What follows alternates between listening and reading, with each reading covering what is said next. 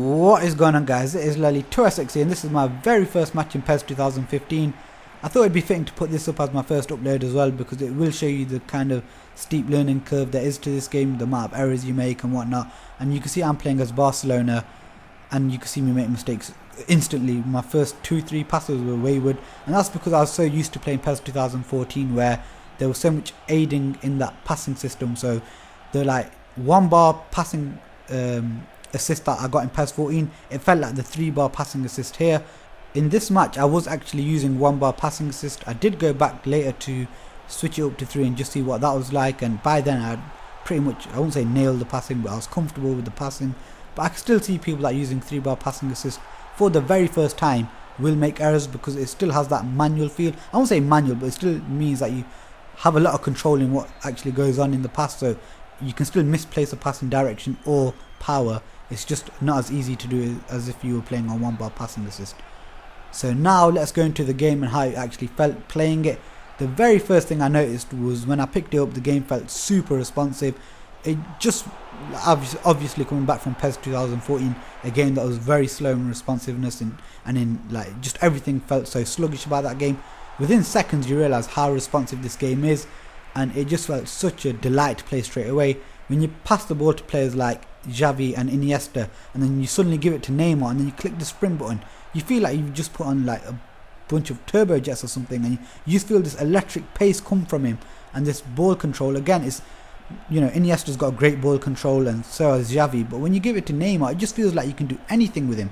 And it's not just because he's got good dribbling at a higher speed, it genuinely actually feels different. It actually feels almost special. Like, you get the ball with Messi, you get it with Neymar, you get it with Ronaldo, Bale. They don't all feel destructive just because they're fast.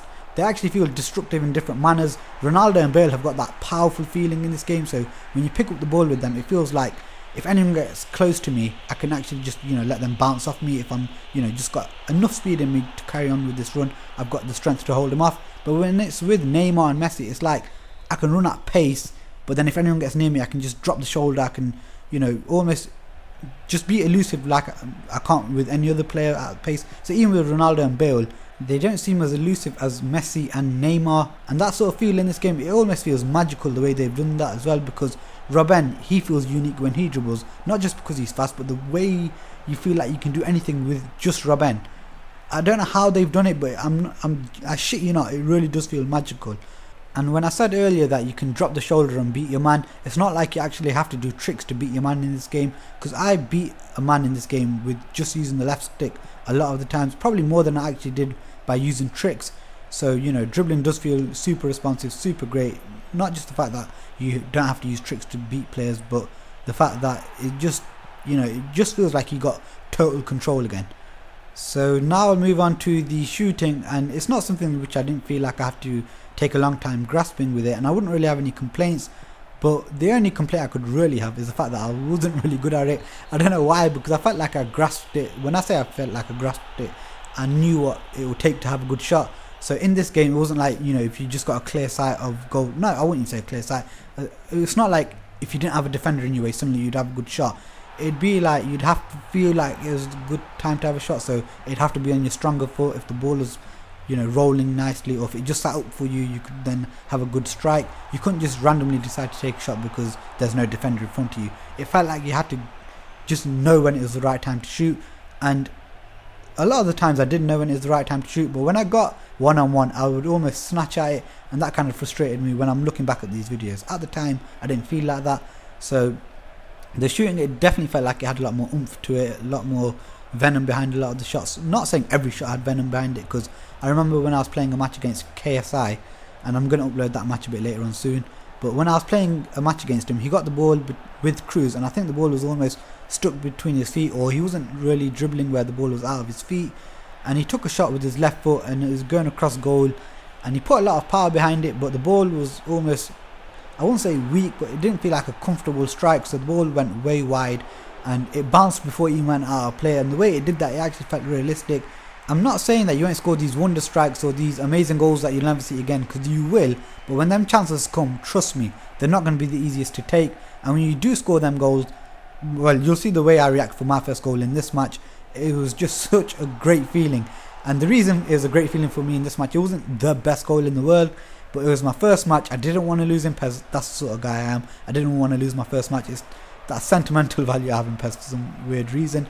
But I never want to lose my first match. And when I realised, I thought if I scored the first match in this game, I'm not losing. So when you see my reaction, it was just so much joy coming out at once. And that's the sort of thing you get in this PES though. Whenever you score a goal in this game, not just your first goal, any goal, a lot of the time you'll feel like doing what I do. Or maybe not every time, but when you see my reaction, then you know why I'm saying you won't probably do it every time. But a lot of the time you feel like this amazing feeling inside you, and that's not something you had in PES 14, because goals in that game really easily, and in this you feel like you've earned every single goal majority of the times anyway. So now I'm actually going to go into the defending, because the defending is very much improved in this game, because in the last PES defending almost felt like it was almost 2 steps behind, but now it almost feels like it's 2 steps ahead. So if you put a slide tackle in, it's like the guy knows he's almost gone past him, so he'll stick his foot out in a different direction almost. So he'll put a stretch in where he thinks the ball is going to go. And I think the refereeing is also part of this defending system, and the referees at the moment seem a lot better. They don't call as many stupid fouls. The one thing I did notice was, I was going to say they're card happy, but a lot of the times you think it's the first foul not to give a yellow card, but when you look back at it, they probably were yellow card challenges, but I just didn't want to accept that they were against me anyway. So maybe the referees were a lot better than I thought they were, but they weren't giving a lot of fouls.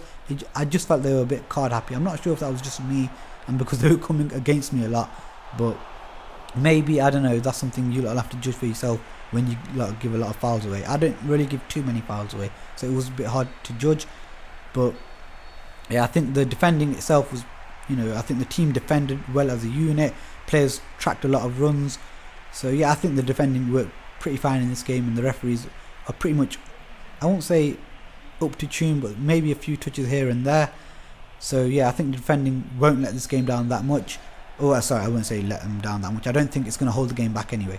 So let's move on to goalkeeping, and this is, I felt like I've saved the best for last year, because the goalkeeping in this game, my god, how they've managed to almost put goalkeeping ID in this game. I don't know how.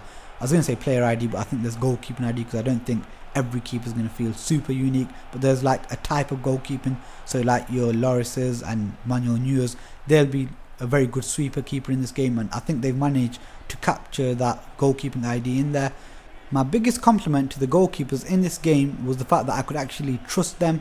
So I could actually play with a higher defensive line than normal, knowing that my goalkeepers will come out and sweep the danger on a consistent basis, and a lot of the time they would make the right decision. I'm not saying every single time was the right decision, meaning they'd clear it well before the striker, but they would actually make it a lot harder for the striker. So they'd come out and get ready to make a tackle, or they'd come out and just, without any hesitation, they'll come out and just sweep the ball out straight away, get rid of the danger.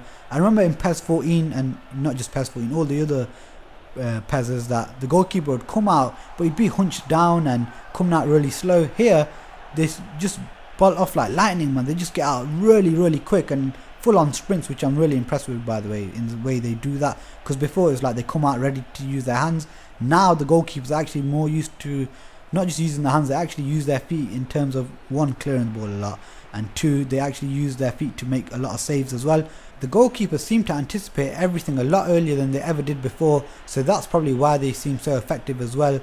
And I can honestly say that this is probably one of the first time in years where I could actually say that I feel more comfortable with the keepers in PES than I have in FIFA, because I played the FIFA 15 demo and they were so hit and miss, it's unreal. Sometimes they were like Superman, and then sometimes they were like babies just spilling the ball around the 6-yard box. Oh, Messi! Back to Alves, to Messi! That's his first goal, that has in your face, Justin! And that's what it felt like for me there, knowing that I've probably just won the match, and it was my first goal as well. So it meant a lot to me, that goal did. Had I scored that in the first 10 minutes, I don't think I'd be celebrating like that. I'd have my game face on, but there I felt like I won it. And watching that clip there just reiterates how good this game was, because it got me that pumped up, it got me feeling that happy, that much joy just flowing and exiting my body. And there's only one other way we do that, and I'm not allowed to say the way I do that, But yeah, as I was saying, you know, that's what PES is all about basically. Just bringing all your emotions and joy out, and you know that's what we play this game for. And I never got that in PES 14. I never ever celebrated like that. I never remember celebrating like that. I never remember even getting that pumped up for PES 14. So that's how I know I was playing such a good game.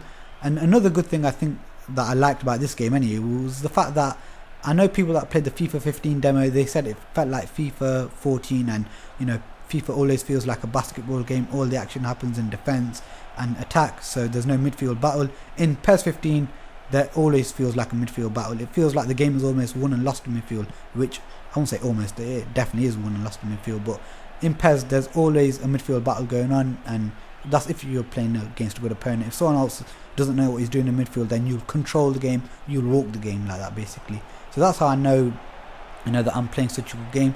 And I've just realised something. I remember now that I'm putting a lot of low crosses into the box. I remember I was double clicking it, trying to put in one out of the near post, and they said to me that the double click is now a low cross. So if you're going to go for a near post cross, I think you just have to judge it with the power. But maybe that was just something in this code, or maybe I was informed wrong. I'm not sure, but you guys let me know when you guys play the demo.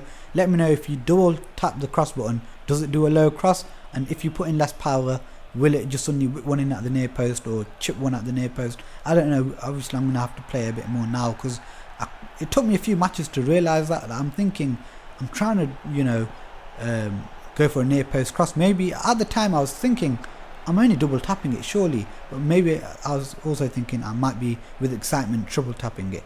So yeah, that's, you know, my theory on what was going on with the double cross there. But now I'll let you watch the rest of the match in peace. Overall impression, a very solid demo that we're going to play, and a very good start to the next gen console for the, you know, PES team. I think we've got a good solid game. Not just, you know, people were thinking we're going to get a good solid game in PES 16 or 17. I think they've nailed it pretty much straight away in terms of having a good solid game to play with, and a very good fun game as well, not just one that's not broken, an actually really good fun game. So yeah, that's the end of this, guys. If you did enjoy this video, remember to give it a thumbs up. If you want to see more, remember to subscribe, and thanks for watching, guys.